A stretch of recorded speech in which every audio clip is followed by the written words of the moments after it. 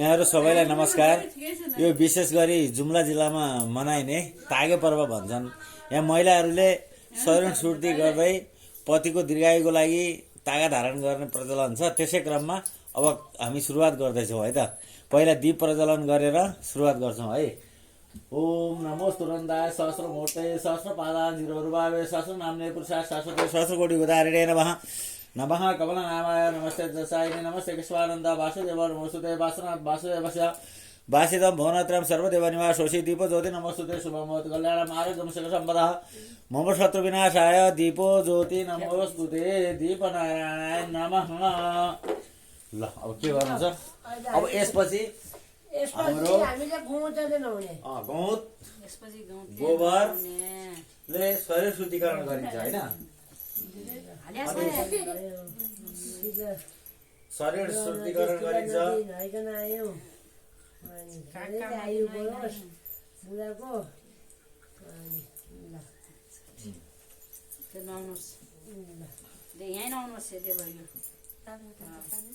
ओम पवित्र स्तोप बैठे शत्रु महाप्रसाद नाम से पवित्र सूर्य तसे पवित्र पते पवित्र पुत तसे याम पुण्य तसके म। अब यो भइसकेपछि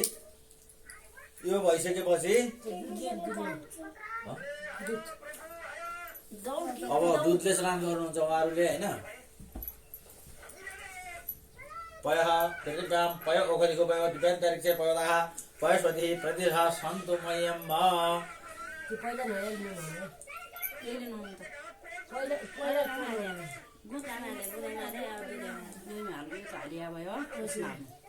ओम पवित्र स्तोप शत्रु महाप्रसाद नाम चित्रेण पवित्रेण सूर्यसरस्वती तस्यते पवित्र पते पवित्र पु तस्य यद्गामः पुने तत्सके म।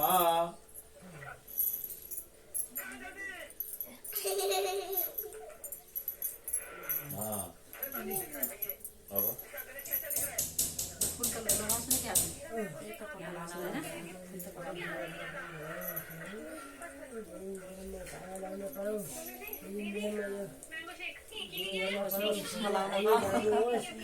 वर्षमा लाउन पाउँ तागा होइन। अहिले भान्जीसँग बसेर झुनेर माइलो भयो ओर्साले ती हैरान भयो।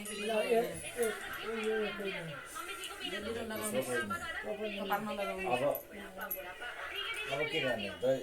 मासु चाने चामल के त पछाडि त्यो खाने होइन।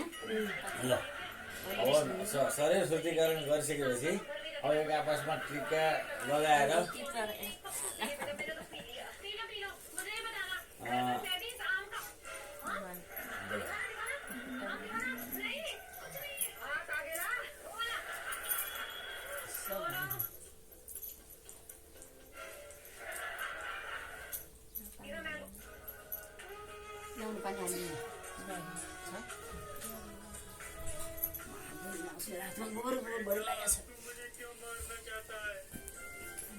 अनि यसरी चाहिँ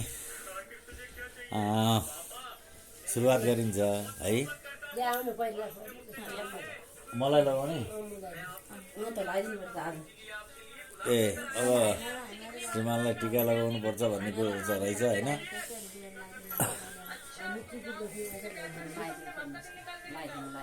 अब पछि लगाइदियो भइहाल्छ नि त। लाउँदा हुन्छ कि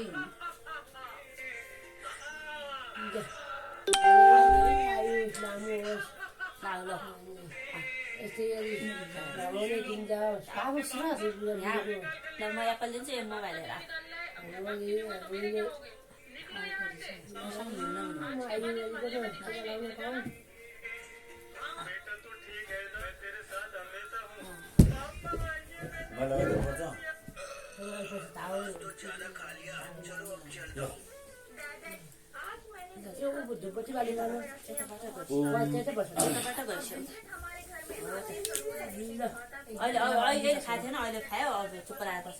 अहिले पछि दिनुहुन्छ। अहिले चुप्प लागेको बस भनेर।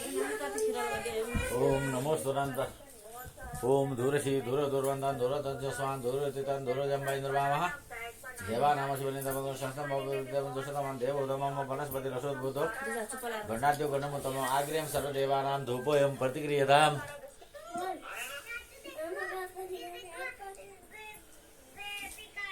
उम वनस्पति रसोजुतो गणना देवगणमतम आग्रेयम सर्वदेवानां धूपोयम प्रतिक्रियताम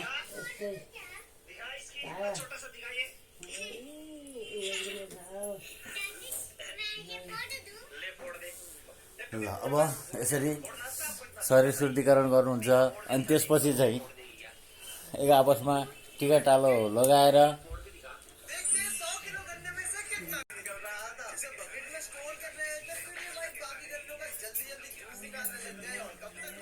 निशा अलि अलि उता सर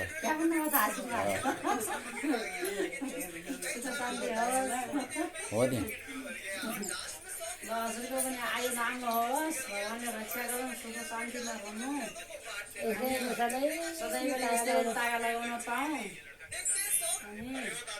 अनि राम्रो होस्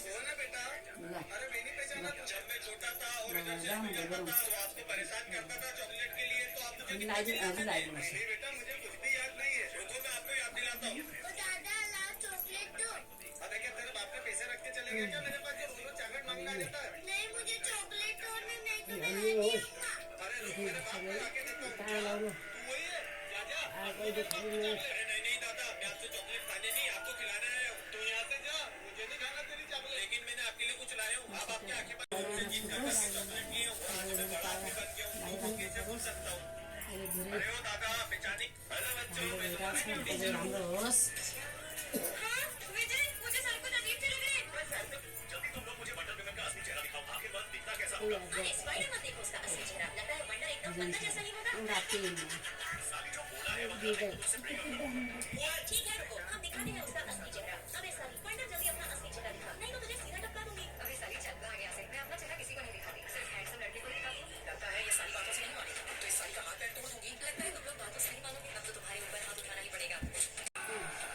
त्यतिमा यस्तो गरेर हामीले अब त्यही चामल खानेवाला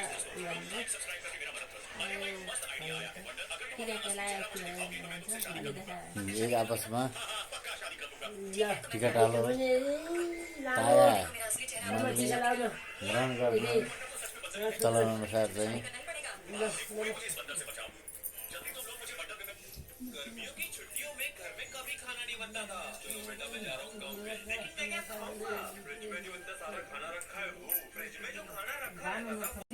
ताया धारण गर्दै हुनुहुन्छ होइन जसमा 7 रङ र 7वटा गाँठा र धागोद्वारा निर्मित गरिएको तागा धारण गर्नुहुन्छ अनि दाहिने हातमा उहाँले धारण गर्नुहुन्छ पतिको दीर्घायुको लागि कामना गर्नुहुन्छ।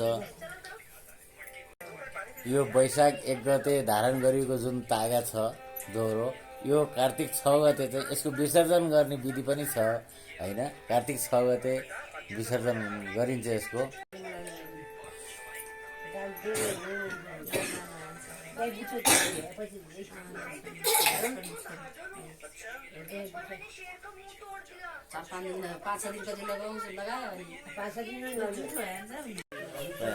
यो निर्मित तागो है। यो चाहिँ महिलाको दाहिने हातमा लगाइदिनु भन्ने चलन रहेछ। त्यो अनुसार चाहिँ म लगाइदिँदैछु। यो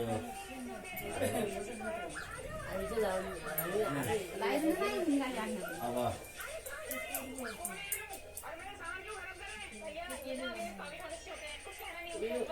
मुझे तो हो गया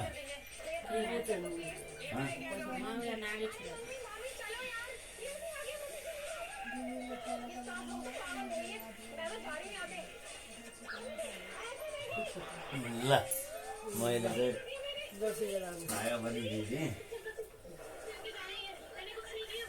मन्त्रार्थ सप्लासन्तु पूर्णा सन्तु मनोरथा सपुना बुद्धिना सस्तु मित्राणां मध्यस्थवर्त्य दिनाशरीरां मनसासनिरादिना पूर्वैनाथिनां आसां पञ्जीव सर्वां सुतं भाग्यवानी हुनु भाग्यवानी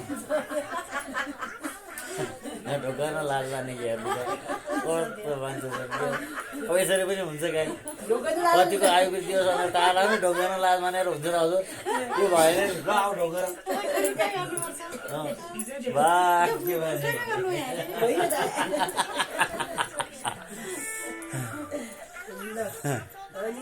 अब यहाँभन्दा पछाडि अब हाम्रो के दही तिल चामल खाने कार्यक्रम हुन्छ